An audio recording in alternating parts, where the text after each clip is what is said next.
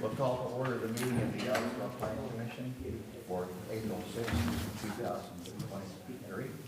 Steve, would you lead us in the pledge of allegiance?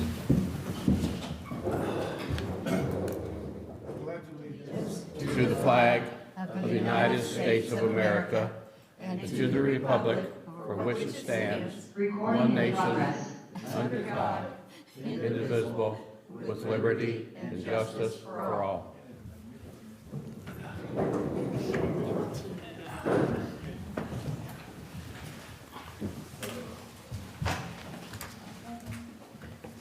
Roll call, please.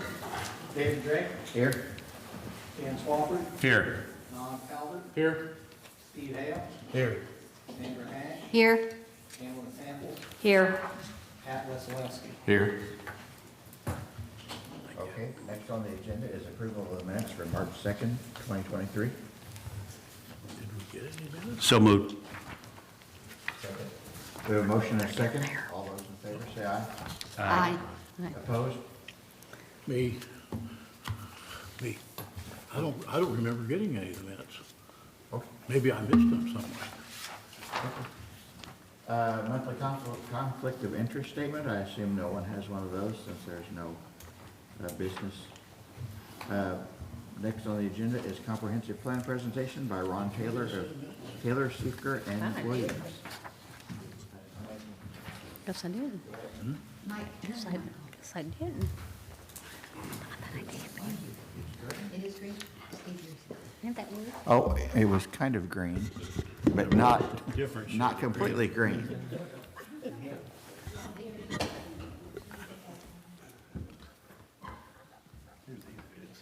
Well, I don't remember getting minutes.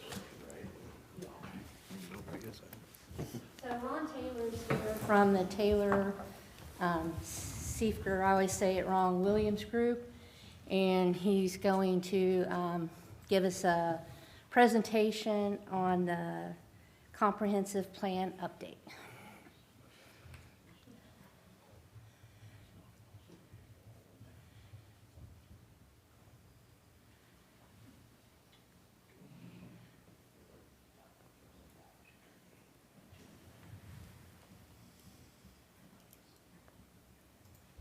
Well, we'll go with this, and hopefully you can see this. So, as Denise mentioned, my name is Ron Taylor. I'm a principal with Taylor Seeker Williams Design Group. We are under contract with the city to do several different task orders, including the comprehensive plan. So, Mr. President, your plan commission meetings are a matter of public record, and not only are they recorded through your meeting minutes, they're also recorded via videotape, and so the community can engage in the process that's happening here, and we can go on. So why am I here today? The last plan commission meeting, and I've watched the video of that a couple different times, it was obvious that this body had several questions about our ongoing work, questions about the comprehensive plan, questions about the Envision Ellettsville plan, questions about how those two work together, and questions about our role on the project. So I'm here tonight hopefully to help explain and answer some of those questions. I did take pretty meticulous notes when I watched the video, so I'm hoping that I'm addressing your questions. And if not, I'm here as long as you'd like me to be here tonight to talk about those questions or any other issues you may have. I'm also here to clear. Something came up there. Can you hit OK on that to get it off your screen?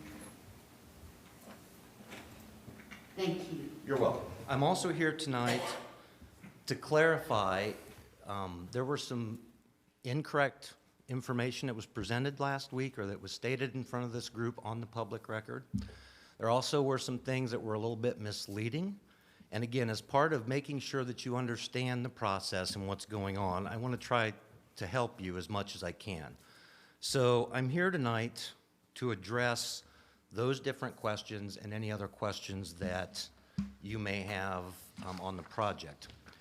For those of you who have been in some of my other presentations, you know that typically I'm a very graphic person. I don't really like a lot of words on slides, and you're going to notice there's a lot of words on these slides tonight, and there's a reason for that. I'm going to make sure that each of you have a copy of the presentation when we're done, so that if there are points made during the presentation that you would like to reference or to have a record in terms of the processes we're going through, that you'll have those. So tonight, my agenda here is basically to go through these things. And I'm going to start by going back and talking pretty conceptually about what a comprehensive plan is. I know that's going to be remedial for many of you that have been engaged in comprehensive planning processes, but I think that it's important in terms of the storyline of what I'm trying to explain to make sure that we sort of set that stage about what a comprehensive plan is, and then how the plans here in Ellettsville has started to evolve to update your comprehensive plan. I'm going to spend a little bit of time going over the Envision Ellettsville plan, not so much the recommendations and details of it, but to tell you what it is, why we did it, and how it plays into all of this. There was a decision made by the town to combine and to update the comprehensive plan with the Envision Ellettsville plan, and I want to talk a little bit about that decision so you understand that. I'm going to talk to you a little bit about what my role is with the town and our contract to make sure that you understand what we're doing and what we're not doing. And then we're going to talk specifically about where we are with the comprehensive plan update in the development of the Unified Development Ordinance. And that seemed to be where there were lots of questions at the last meeting. And then I want to spend just a couple of minutes talking about my expectations moving forward and how we're going to work through some of the processes for getting the UDO written and updated. Does that make sense? I don't know why this keeps popping up. All right, so let's start with talking very conceptually about comprehensive plans. So what is a comprehensive plan? You've got one. The comprehensive plan is a policy document that identifies what a community's growth strategy is going to be. So when you go through a planning process for a comprehensive plan, you identify what direction the community wants to grow, how you want to grow, what you want to regulate, what you don't want to regulate, and then you establish a vision, goals, and objectives that start to help you achieve what it is that that vision says. So most of the time, there will also be implementation action steps included in a comprehensive plan. Those are really about trying to give you some concrete steps in order to advance your comprehensive plan from a policy document into something that starts to become realized in the community. And the comprehensive plan is rooted in community engagement. So this isn't something the Plan Commission or the Town Council or anybody does in a vacuum. You do engage the public so that what that does is it brings credibility to the plan because it's representative of the community's desires and needs of how they want to grow. Does that all make sense? So Ellettsville has a comprehensive plan. Your current comprehensive plan was adopted 5 years ago on August 27, 2018. As a community, your biggest opportunity, as well as your biggest concern, is your proximity to Bloomington and to other adjacent communities that are competing for the same growth, development, and people that you're trying to attract to your community.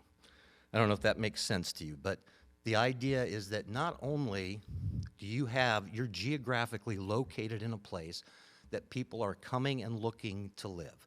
They're looking for development, they're looking for business opportunities because of the population base so close to Bloomington. But you also have a very active biotech industry. You have active employment sectors nearby where people are looking for places to live. And so they're not just looking here. They're looking in Spencer. They're going to be looking in all different directions. And so part of the question that you have to ask yourself as a community is, how is it that we want to grow? Because you are going to grow. And then what is it you want to do to try to preserve a lifestyle, preserve community values, become a little bit more selective in how you grow so that you don't end up just getting overrun because of one of the other communities' aggressive actions at development and attracting people.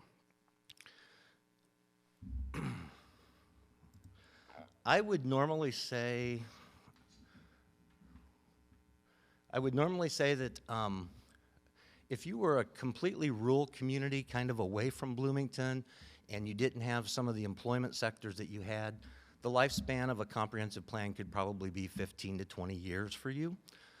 Because of where you're situated, that's probably not the case for you. You're probably more in the area of needing to make sure that you're at least revisiting your goals and objectives and vision every 5 to 10 years. And there's a couple of reasons that I think you need to do it within that time frame. The first is you're trying to stay in line with some of the current and changing planning trends that are occurring. So if you go to Bloomington, or you go to other communities that are trying to attract new residents, new business development, you'll see that there are trends that are quickly evolving and changing. Things that 10 years ago we wouldn't have even thought about doing, communities are now doing those things to try to make it so that those residents go there instead. So you've got these kind of emerging planning trends that you need to take into consideration. And then I think recently you've seen how some of the other communities have very aggressive planning actions in rather, they're talking about annexation or trying to find places for growth.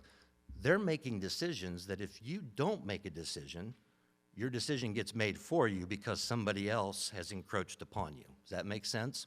So those are a couple of the reasons that I think that for a community that's located where you are, that you need to revisit that and make sure that that plan still says what you want it to say, probably every 5 to 10 years.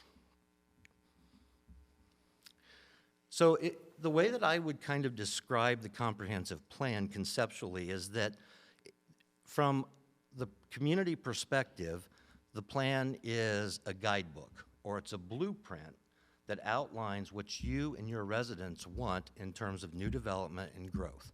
It identifies, it doesn't control it, but it identifies and becomes the policy document that is used to support whatever regulatory codes, zoning, other things you use to start to control that. So what we're really talking about is creating that policy document. That's what the comprehensive plan does. Okay, so let's talk a little bit about what the Envision Ellettsville vision plan was. It was very similar. The best way to kind of, well, let me tell you a little bit about Envision Ellettsville. It was an initiative, going too far here. So Envision Ellettsville was an initiative that was funded and administered through a grant that was given to Main Street and the Greater Ellettsville Chamber of Commerce. And they did this in collaboration with the town of Ellettsville. There were, just to give you some perspective, there were 30-plus firms that were asked to provide proposals to do that particular work. And in the end, there was a very rigorous interview process. In the end, my company was selected to do that work. So that's what brought us to Ellettsville, and that's the root of our engagement with this community. So the reason and the purpose of the Envision Ellettsville plan, the reason it all came about was that there were a group of community leaders that started to recognize and ask themselves some questions. And the kinds of things that they were recognizing was the fact that there are unique housing and development opportunities that are being made possible because of the growing local industries and businesses. They recognized that development was coming, growth was coming. How do we start to make sure that that growth is what we want? There is competition for those residents, that tax base, beyond just Ellettsville. There's other communities that are seeking those same opportunities. There's a recognition that some of those changing planning trends that we talked about needed to be taken into consideration. How is it that we're going to attract young people? How do we get it so that young people want to come here, make this their home, raise their families here? And then there was also the idea that there is a certain community value and character that we want to enhance in the town. And if you're going to preserve that, you sort of have to understand the vision of where you want to go. So the best way to describe what Envision Ellettsville was, if you were to ask me, is it was a community conversation. So it wasn't funded by the town, even though the town was one of the main players in it. The town didn't start this initiative. This was started by members of the general public to sort of ask those tough questions and figure out where we're at. The Envision Ellettsville plan, now you can imagine one of the first questions that we had as a consultant, and one of the first questions that the folks that were doing the study asked themselves was, where are we in terms of our own comprehensive plan? Are we still, is the vision still the same? Are the goals and objectives still the same? Or have we departed? In the 5 years since it was developed, have those started to change or to evolve into something different? And I think what was quickly discovered was that the Envision Ellettsville plan and the extensive public outreach that they went through reinforced that the goals and objectives of the comprehensive plan you have in place are still valid. The vision is still valid, the goals are valid, the objectives are valid, but the plan took a fresh approach and a fresh look at how some of those emerging planning trends could also be leveraged while still making sure that you were preserving what you wanted in a community. So the way to think about the Envision Ellettsville plan is that it really was sort of a freshened next step or evolution from the comprehensive plan.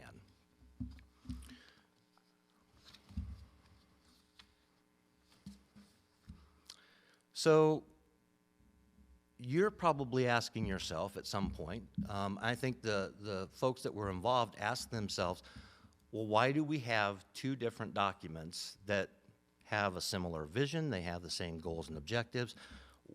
Why do we have two of them, and how do we have two different policy documents that will ultimately inform your UDO? And that's when the decision was made that it was probably time to incorporate the new input from the Envision Ellettsville plan and all of those items into the comprehensive plan and create a fresh comprehensive plan that would be adopted at the same time that you're writing your UDO ordinance. So that first outcome, one of the first outcomes of Envision Ellettsville, I think that group realized was that the ordinances create problems for you. Your current ordinances, and you can talk to your planning staff and your attorney, and they can probably cite several examples, but the way that we used to do the planning or the zoning and the subdivision control ordinances leave room for lots of problems and lots of misunderstandings between documents and lots of difficulties in trying to enforce what you've identified as your goal in a comprehensive plan. And so the idea was that one of the outcomes needed to be the development of this unified development ordinance, this one single ordinance that would start to do those things. When we looked at the comprehensive plan next to the Envision Ellettsville plan, what you find is that both plans provide a consistent direction for growth. They do it in different ways, and they don't say the exact same thing, but the goals, objectives, and visions all go to the same place as the other plan. The Envision Ellettsville plan gives you the additional public engagement. So the outreach that has happened over the last year on that plan means that you've got a greater documentation of what the expectations of the community are. And the only thing that's missing in the Envision Ellettsville plan from what a comprehensive plan would be is the proposed land use for the entire community. So let me show you. This is a list of, I apologize, I don't know why those things keep popping up. This is a list of what is included in each of those types of planning documents. Both are a policy document. The comprehensive plan includes community information, demographic, development trends in the community. The Envision Ellettsville plan does that same thing. Both plans have the community vision and input. Both plans have that. Both plans have goals and objectives that are consistent with each other, so there really isn't a broad departure from your existing comprehensive plan. And both plans have implementation steps that are related to how you start to implement those goals and objectives. So the difference is that in the Envision Ellettsville plan, it was never intended to be a land use document. So instead of looking at the community as a whole and identifying land uses across the whole community, it looked at 4 different parts of the community and different planning scenarios. It looked at downtown. It looked at the West End Business Park. It looked at the residential component, because it was never intended to be a land use plan.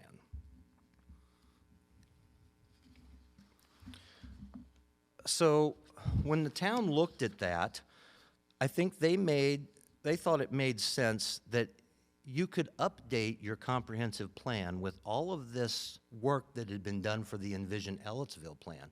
So there's been fresh writing, there's been the additional input, all of that can be brought into your comprehensive plan, and it's already been paid for by somebody else. That was paid for through the grant with Main Street and with the Chamber. It also allowed the town to capture a whole new set of voices that hadn't been active before, and that was part of that public engagement process. So the only work that needed to be done to take the Envision Ellettsville plan and make it an updated comprehensive plan was that one existing land use section. And what that provided the city was, it reduced the cost of updating a comprehensive plan from what probably, in my opinion, would have been about a $60,000 or $80,000 effort to just under $12,000.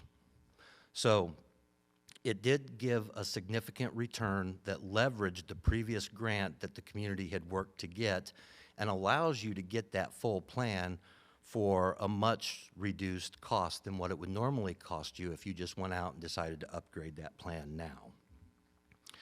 So a couple key points to leave here for a second. The 2 plans, Envision Ellettsville and the comprehensive plan, and I have copies if you'd like to look at them tonight. Basically, these include some of the same policy statements that you would need. They have the same vision, same goals, same objectives. The only difference is that this one has been freshened with the additional input. It's been written a little bit differently, and it needs that existing land use component done. And if you recall, when we've been here before to talk to you, we've asked that you review that proposed the proposed land use plan. That's part of what we've asked you to review and provide any feedback or direction on if you have changes to that. So I want to end sort of the discussion of the 2 plans here for just a second and kind of switch gears. We will come back to this. I'm going to give you an update on our specific comprehensive plan efforts, but I want to kind of come back and talk to you a little bit about what my relationship is with the town, so that it's clear what these projects are we're doing and how that relates to everything else. So at the completion of the Envision Ellettsville plan, we were hired to stay on, and we were hired for basically 2 things. We were hired to assist in the implementation of some of the things from the Envision Ellettsville plan that we're going to carry on. Some of those implementation steps included additional conversations about things. The community's been organized. How do we keep that community dialogue going? How do we start to ask some questions about how we achieve those objectives? And at the time, the planning department was short-staffed, so we were asked if we could stay on an hourly basis to help assist with that process. And so that's one of the things that we've done. The other thing is that at the time, there were a couple of other initiatives that were going on that needed some attention, and there was no staff to do them. And so we were asked, can you help us do some of those things while we get staff in for our planning, our planning department. So that was the basis for why we were hired. And I do want to note, our town, or our contract, is with the town of Ellettsville. So our contract was signed by the town council, and that's who our contractual relationship is with.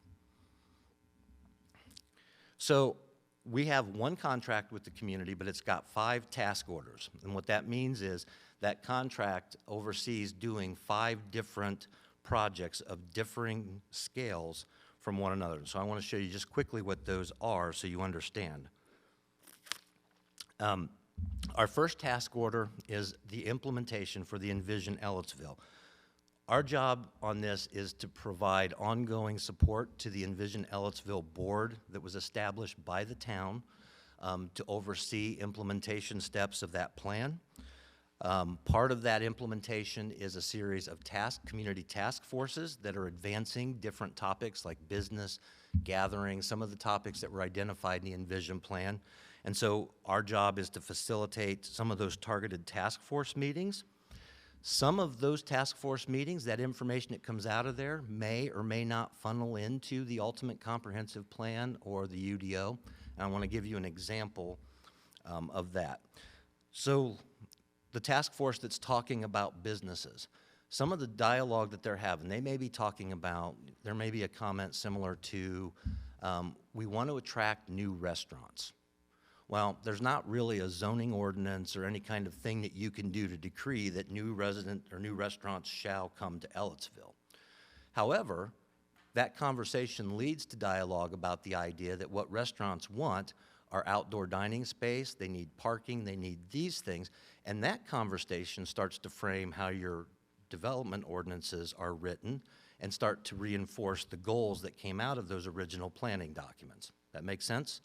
So that first comment really doesn't affect the comprehensive plan or the UDO, but the second offshoot of that starts to do just that. So there were some comments that were made at the last Plan Commission meeting about not really understanding how the task forces play into the comprehensive plan. And I've tried just to give you a very circular answer to say, well, sometimes they might not. But that's part of that ongoing dialogue. And that was a dialogue on these task forces. The Plan Commission was invited to participate in those if you were interested in any of those specific target areas or wanted to participate in all of them. This is a little bit of what that looks like. And so this is just, again, I'm a very graphic person, so I'd rather look at pictures than words. But these are just a few of the images from some of the task force meetings that have been happening. There are 6 task forces that are identified. 3 are currently operating, and those 3 have been through, I think, 3 or 4 different rounds of meetings now, and they're growing. The interest that's been generated in the public on coming to these things and being part of talking about solutions, it's been pretty phenomenal, and it's worth, if you haven't been able to attend one, it's worth probably coming and taking a look at that. Our second, and I'll go through these kind of quick because I know these don't matter as much. The community was very fortunate to receive a Next Level Trails grant from DNR and the state to do the extension of your heritage trail. And there's a requirement in there that you have to have design and engineering drawings in order to receive the funding from DNR. So we were asked, is this something that we could provide? So we do, one of our task orders is a contract for $213,000 to do the engineering and design on that. The fee from that was not established by me. The fee on that was established through the grant application and DNR's fee calculation form. So this isn't a case where we came in and demanded $200,000 to do this. This is what was, and this is pretty indicative of the level of effort that's taken to do a trail for this. This really isn't under your jurisdictional control, this project, just because, and what I mean by that is that there's no zoning approvals that are required. There's nothing like that. All of that has been done. The city owns the land. Our effort on this so far has been to come in, help to define what those preliminary alignments are, and then to get the preliminary engineering drawings going with the goal that the community can build this trail once they have those engineering drawings. And that's not just Taylor Siefker Williams. So there is an engineering team that's involved with that. There's a surveying company that had to be engaged. I mean, it's quite a bit of services for that $200,000. The third project that we were asked to assist with was the Stewart property, schematic park design. And this is a small contract. This was a $15,000 contract, not to design the park per se, but to create a series of renderings that illustrated the conceptual design of the park. So this land came to the community, designated as having to remain as a park for the community, and nobody really knew what that looked like and what that meant. You know, people would talk and say, well, we're gonna have a trail that runs through it, we're gonna have a creek, you can, you know, there's a pollinator garden, but it's hard for people to understand what that means. And one of the things that the planning department has been really aggressive about is going out and seeking grant money to pay for things. So this contract is using some of our landscape architects to do a preliminary design and develop a preliminary rendering. Again, don't know that this is the final design, but what it does is it starts to give an image to that park that Denise can then use to go out and look at somebody and say, this is what we're trying to build, and we're seeking grant assistance to do that. And she's been pretty successful with doing that so far. So these renderings are back here in the back of the room, I see. So if you want to see those up close, they're pretty neat to look at, and it does go a long way in trying to give you some basis for securing some additional funding. We were asked to do something similar for the downtown streetscape. So as you know, there's a flood control project that's going on, or a flood mitigation project, and both the Envision Ellettsville plan talked about the importance of trying to recapture downtown development. Your existing comprehensive plan talks about the central Ellettsville area and how you sort of keep it activated. And so we've been asked to do the same thing here, to provide some very basic guidance that they can use to either go after grants or to lead design efforts, things like that. This work really hasn't started yet. We've done some very preliminary base mapping and some work that really isn't very pretty or graphic to show. So we're still like very early in this process. This is a graphic from the Envision Ellettsville, just to give you a sense. It's basically the island created, the area inside the island that's created by State Road 46. So this is one of the task orders that we'll be working on to help the community sort of advance. And this probably will play into the UDO, because eventually you may have some downtown zoning that is different than what you might have elsewhere to try to attract businesses and so forth. And then finally, we were asked to provide a fee for the completion of the comprehensive plan update and the UDO ordinance. And so our total...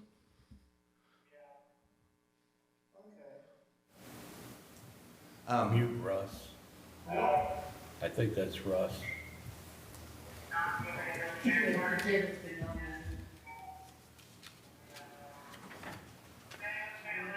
So,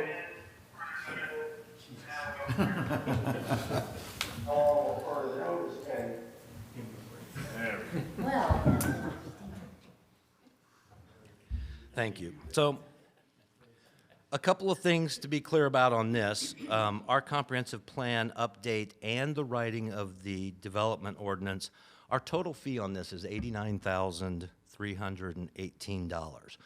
I think at your last meeting, I don't know that it was intentional, but I think that the number 400,000 was getting thrown around and was sort of implied that we were doing a $400,000 comp plan and we were in the closing stages of it.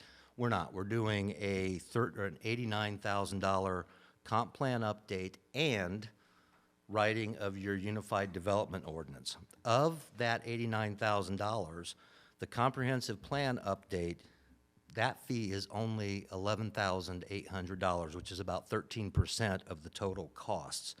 Again, I'll remind you, if you were going to commission somebody today to rewrite your comprehensive plan, you're probably talking $60,000 to $80,000 to do it. I don't know what your last one, I think your last one may have been done in-house predominantly, so that cost would have been just the labor time that your planning staff put into it. But that gives you an idea of those rules of thumb. So your UDO portion, the writing of the ordinance, is about $77,400.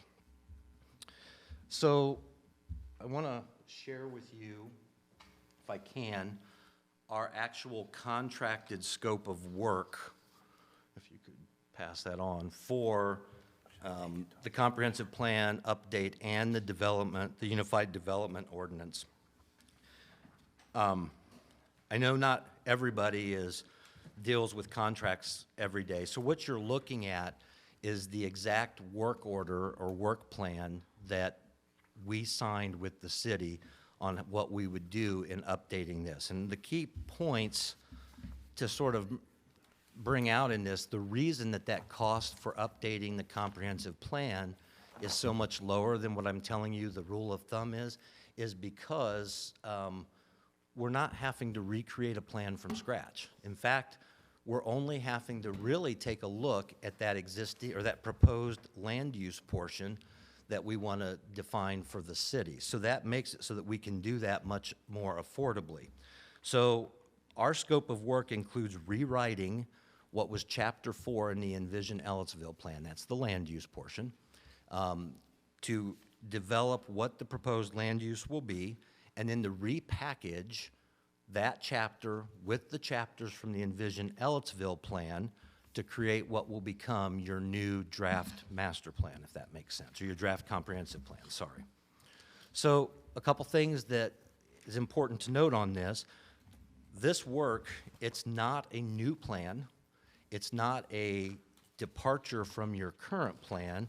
It really is just an update of your existing comprehensive plan with more recent inputs. Has the same community vision, has the same community goals and objectives, and it reflects the community's desires, which includes newer planning trends. And when completed, again, this is your policy document. This is the document that serves as your blueprint as you start to develop the Unified Development Ordinance. So what's needed to be completed yet on the comprehensive plan? So if you look at our invoices to date, you'll see that we're not really very far along in the comprehensive plan because we're still doing that existing land use portion. What's left to do is for us to complete that land use, write the chapter that goes with it, in order to develop what that plan is for the entire community. And this is a process that we've shown you a couple times previously, so I'm willing to go through it a little bit more if I'm not being that clear about it. But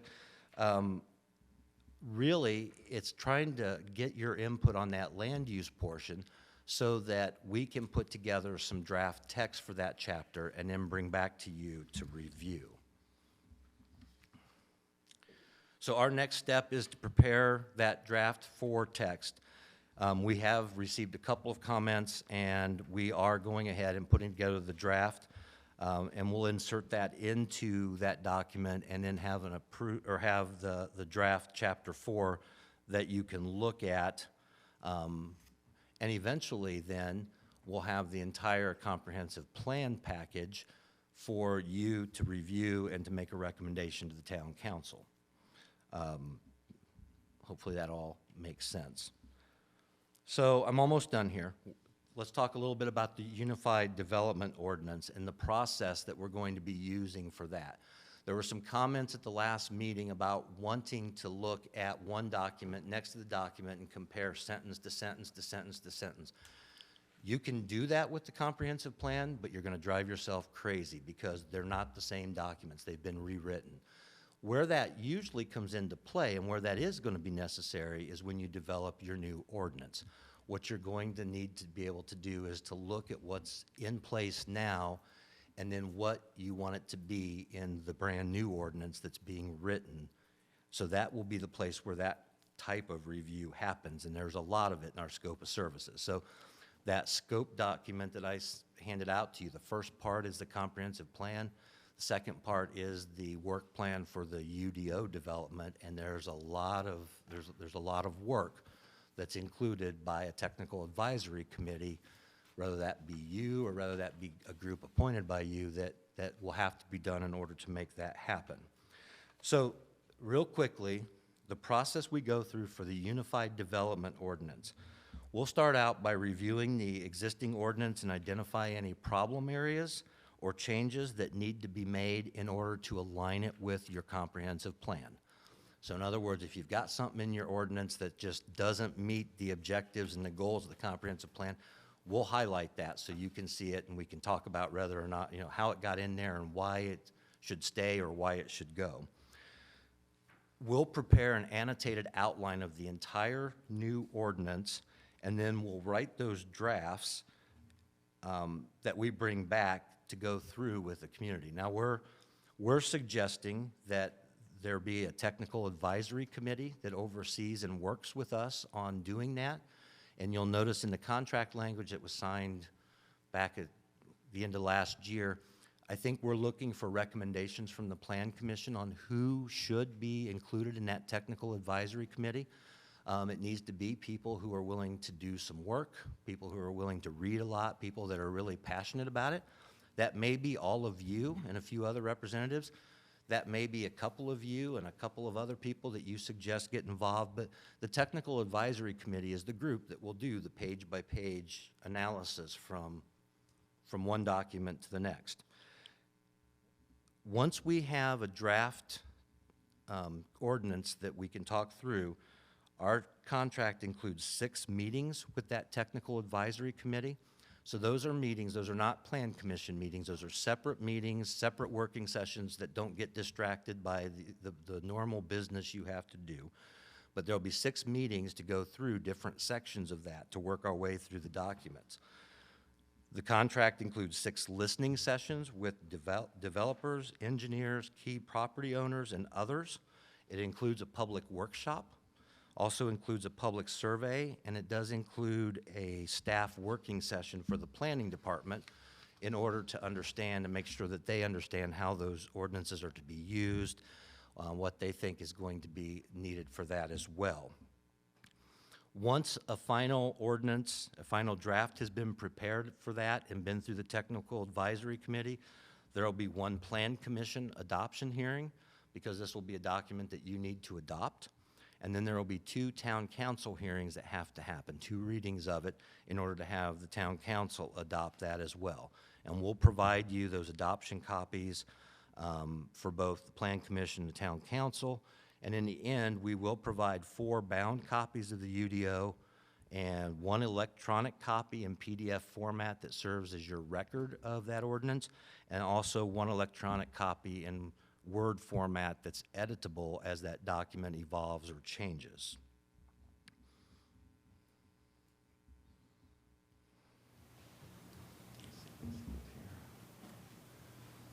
So that's the UDO process and what we'll go through in order to update or to get you that new Unified Development Ordinance. So I've taken a lot of time tonight. I want to take just a couple more minutes, and I think that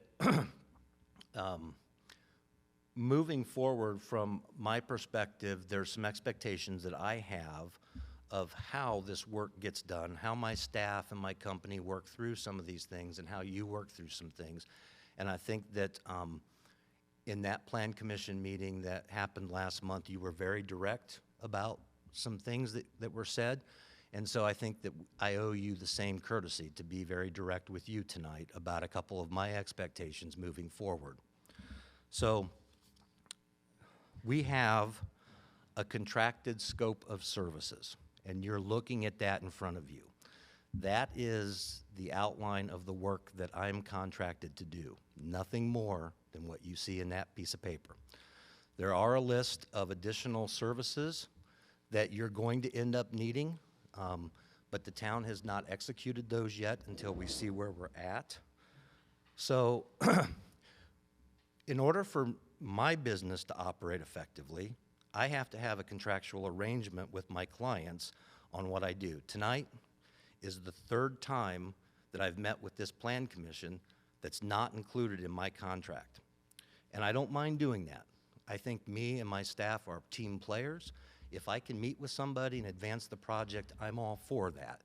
My message tonight to you is if you look through that scope of services and you don't like what you see, or if you want a monthly update to the Plan Commission from my staff, you need to talk to the town and amend my contract. Very simple. I need to be paid to come down here for these, right? Expectation number 2, and again, just my expectations. You can do with these what you want. I expect respectful discourse in all of our projects and all of our collaboration. So when we start writing the UDO, we're going to argue, we're going to debate, we're going to have different opinions, and when we think we've reached a consensus, somebody else is going to walk through the door and have another opinion. But that's part of the process. That's how we make the sausage. That's how we get through a process, but we do so in a professional and courteous manner to one another, rather it be between members of this group, your reactions and relationships with me, or your reactions and relationships with the town. All those interactions and all that discourse needs to be respectful. Mr. President, I don't control how you run your meetings. I don't control how your members talk about people during their public meetings.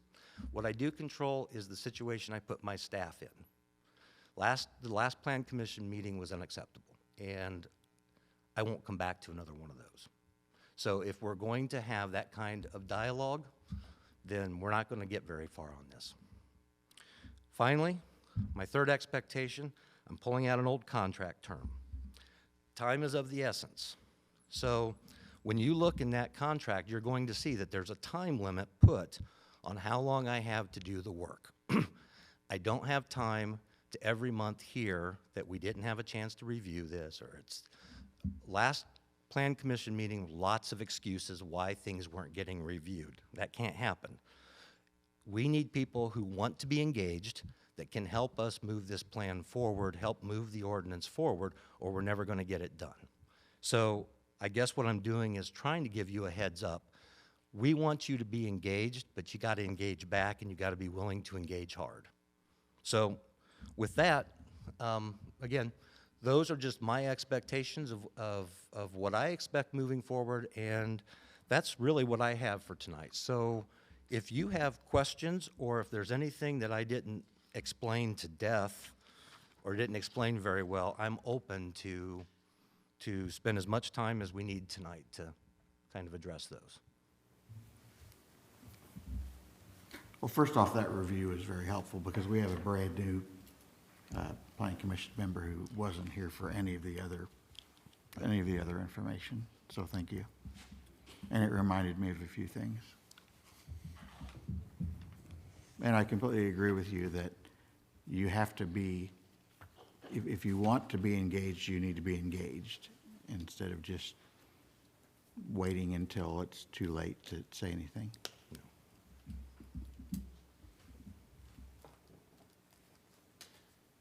But I think what you presented is very clear to me, and that's been my understanding of the process from the very beginning. So hopefully that will help.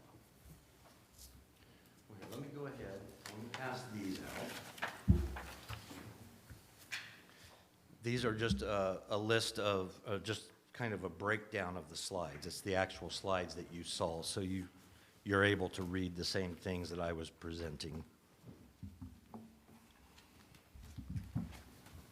And I'll say one other thing too. I think, I don't remember specifically anything that was said at the last meeting. I think though, in general, the concerns that were brought up about all of this were not concerns about you. I think they were more concerns about the town's internal communications and processes for how this all happened and came together. As you said, you're just doing what you were contracted to do. I would like to clarify one statement that I made, and I'm the fiscal officer of the town, so I do know a lot of numbers. And I'm the one who said the price, but I did clarify that that was multiple agreements. I know, yes, thank you. Yeah, absolutely.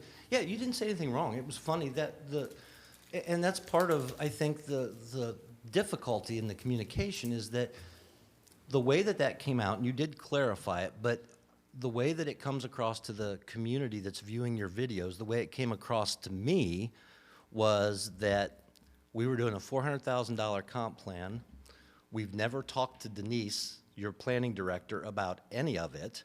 And what ultimately ended up happening was one of your plan commissions on the public record, on video, said, if I ran my business the way Mr. Taylor does. That was pretty harsh. That was a personal attack and nothing that you said was wrong, nothing that Denise said was wrong, but it left an implication that we were somehow charging you, and in the late stages of a $400,000 contract, that just wasn't, that's not true. That's not accurate.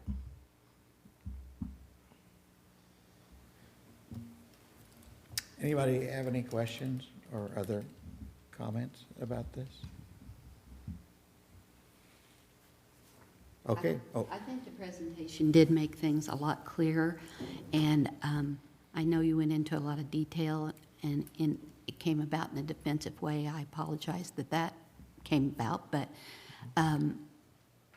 I think that, I know there's been a lot of opportunities for us to hear the plan, and we didn't all take advantage of the opportunities. I've asked for some slideshow things from Haley. She's provided everything I've asked for. And there was one early on that they invited the Plan Commission to in the afternoon, and none of us attended that. And it was very informative too when I got the slideshow presentation on it. So I hope that you'll understand that we've never really had a professional do a plan like this for us. And so we are not quite accustomed to the procedures. I'm not making excuses because we didn't attend, but normally it is all handled in our Plan Commission meetings. So, you know, the Envision Ellettsville presented it. And I do think it's a unique opportunity, the way it was done with the Envision Ellettsville. It was outside the town structure, so to speak, and it was more of a community involvement, which I'm not faulting that. It's just a different procedure.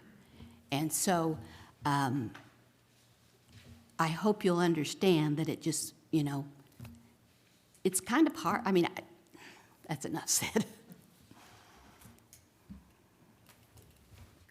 okay, anybody else? All right, well, thank you very much. Thank you for your time.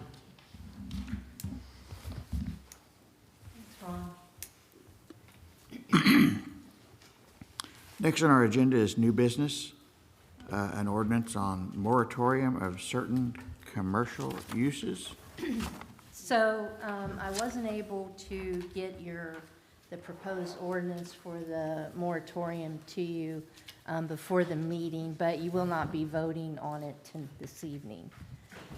So I asked Darla to prepare it. Did you want to go forward, or you want me to? Sure.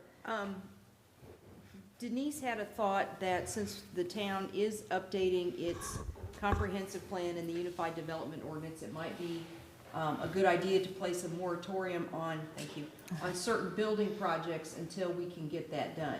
And there is precedent for this because the city of Kokomo actually did the same thing last October. And so I used their ordinance as a template. And what this ordinance says is that there's going to be a moratorium on specifically mini storage on the building or construction of mini storage facilities, gas stations, convenience stores, vape shops, head shops, and tobacco shops until, and I put October 1st, 2023, to give the Plan Commission time to look at the Unified Development Ordinance and hopefully pass it. I can maybe, I mean, we can stretch that out for as long as you want. That's the purpose of this ordinance, is to just hold up on certain commercial, certain types of projects that might go in a commercial or industrial district until the Unified Development Ordinance is completed and you have approved it. It won't affect anything that's in the pipeline now. In other words, there's no developer, there's no person who's going to miss out on a project or be stymied if this ordinance is passed.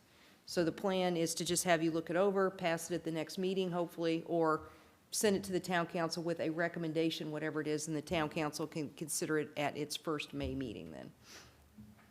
Just a silly question, is there actually a definition somewhere of head shop? I had to ask Denise. I haven't seen one, but I don't even know what that is. Thank you. off the top of my head. Fred Ball explained it to me, but he has since passed, you know. And how he explained it to me, paraphernalia Yeah. shops, basically. And maybe I should put that in the ordinance. Maybe that sounds better than a head shop.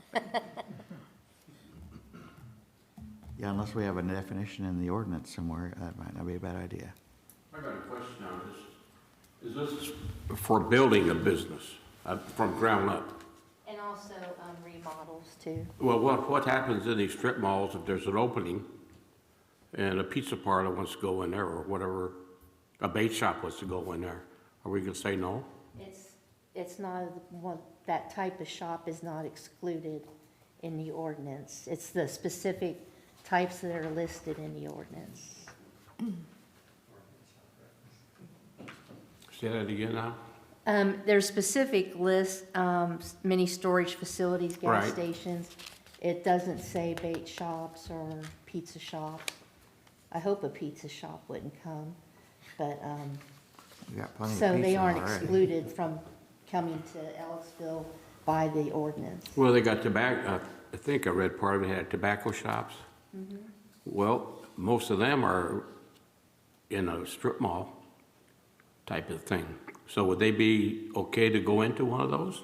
No, not until the UDO, we believe the UDO is going to realign some of the districts, and some of those uses may not be allowed by right in those districts after the UDO. Okay, thank you. If there's anybody out there that wants to start a Popeye's chicken establishment, I'd love to have one.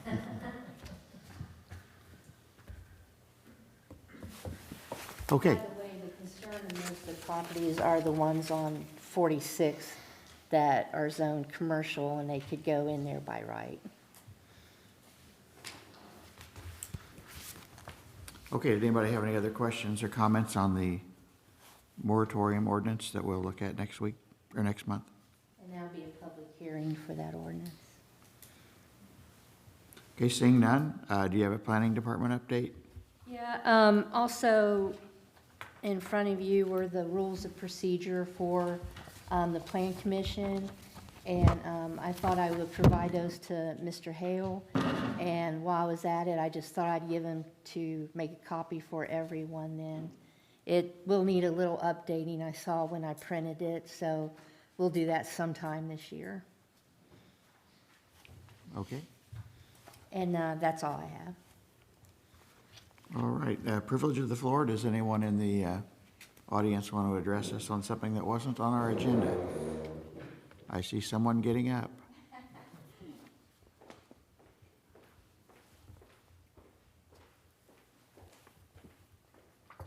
Hello, everyone. My name is Krista Curtis. I'm a resident of Ellettsville. I work at Cook Medical.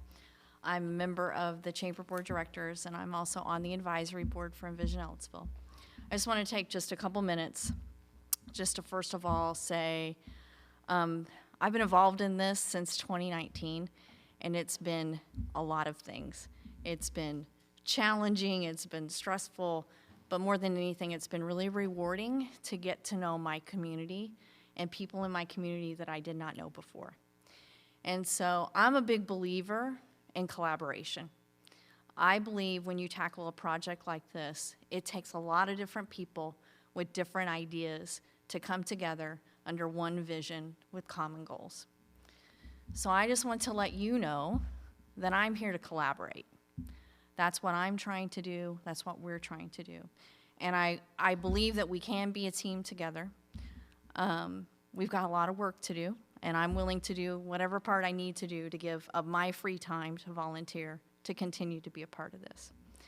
I also wanted to offer to you that if you do have concerns or questions, I can speak to Envision Ellettsville. I can speak to the Chamber's role as well as Donna. Please don't hesitate to reach out. If something is not clear or you have a concern, we're on the same team and want to work through it together. And then finally, I just wanted to say publicly how grateful I am for Ron Taylor and for his team. Ron has become a friend of this community. He's given more than we have asked of him. His team is here helping us through this. They've helped us figure out how to do this when we all know we don't necessarily have the resources that other communities have. We don't necessarily have the same number of people, the time, the money, and Ron has been flexible and his team has been flexible to help us work through this. So I just wanted to say that because it just struck me listening to him tonight that I think he needs to know that he's part of our team, and I just wanted to say thank you to him and that I look forward to continue collaboration with you. Do you have any questions for me? I guess not. Thank Okay, you. thank you. I have one Oh, question. why we got, oh, On have the her. meetings, Ron, that you talked about, for the 6 meetings to work on the unified plan and that it'd be advisory board, will those meetings all be during business hours, or will there be any evening meetings? I don't think we have the answer to that yet. I think Okay. that when we get the technical advisory committee together, we'll talk. They usually happen during the business hours, but sometimes, given that people have jobs and things, they're not able to do that. And if it has to be some evening meetings to accommodate that, we can. And nothing says they can't be your plan commission meetings. We could do some of those at these meetings. The big thing is just trying not to interrupt your normal business because they get pretty lengthy. It's a long-winded way of saying, I don't know. Thank you. Yeah, I would definitely like to see them tacked on to the planning commissions, either before, after, or something like that. I think it would be helpful for the commissioners that are already here that want to stay and attend, and plus to get to see, the public outreach that's involved in it. So, yeah, I think definitely a couple evening meetings would be great, so, and tack them onto this meeting. Or we can do a workshop too, something like that. Maybe we'll have some work sessions scheduled. Go ahead. Good evening, Council. My name's Clark Greiner. I'm the Economic Business Development Director for the Bloomington Economic Development Corporation. I'm also part of the Ellettsville Chamber of Commerce Board. And I just wanted to kind of stand up here and communicate how I feel about Ron Taylor and his group and everything that they've done. Being one of the leading economic development organizations in the county, we work with many different consultants and have an opportunity to work with them. And what I can tell you is Mr. Taylor's approach and his team is incredibly professional, what he's done before and what he's done in the past. When we went through an extensive process to review and evaluate Mr. Taylor, it wasn't just the Ellettsville Chamber, it was many people from the community that made that decision. And I think it was absolutely the right decision. Mr. Taylor, some of the groups that we've worked with before in the past on at the BEDC haven't invested near as much time as what Mr. Taylor has within this community. And I think that's just absolutely outstanding. When he's here, he's invested in Mr. Hannon and has Haley come down and some of the other folks that are in here all the time on a very consistent basis.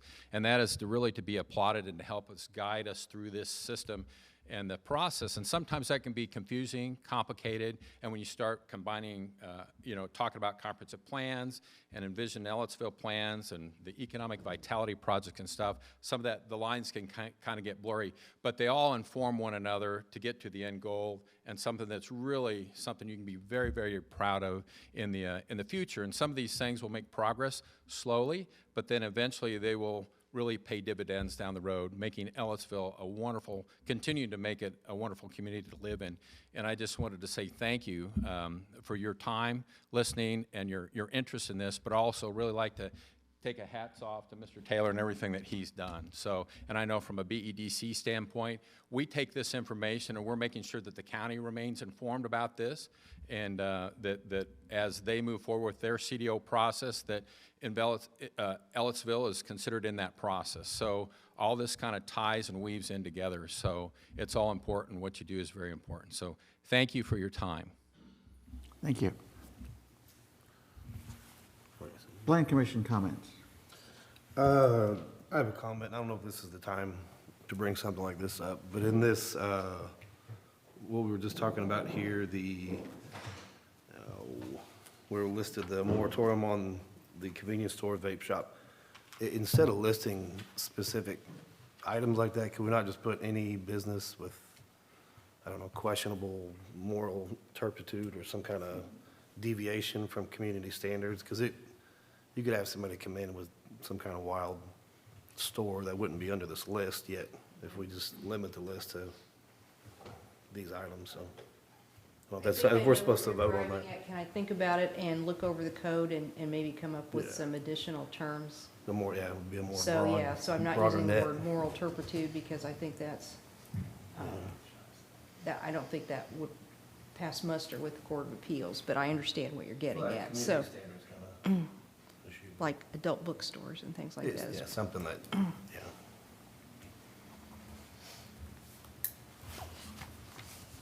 Okay, any other plan commission comments? Seeing none, we are adjourned.